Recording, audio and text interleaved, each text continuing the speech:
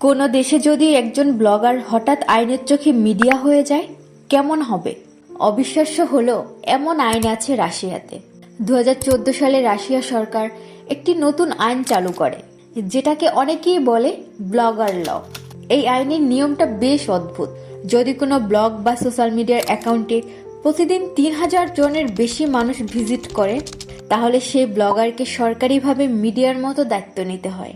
মানে তাকে খেয়াল রাখতে হয় সে যেন ভুল তথ্য না ছড়ায়, মানহানিকর কিছু না লেখে, আর কিছু সংবেদনশীল তথ্য প্রকাশ করার আগে সতর্ক থাকে।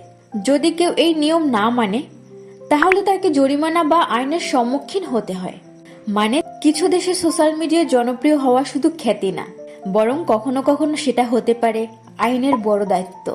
তবে এই আইনটা আমার পার্সোনালি বেশ ভালো লেগেছে। তোমার মতামত কমেন্টে জানিও। পৃথিবীর বিভিন্ন দেশের এমন অদ্ভুত ও অল্প জানা তথ্য জানতে চাইলে লাইক, কমেন্ট আর সাবস্ক্রাইব করে পাশে থেকো।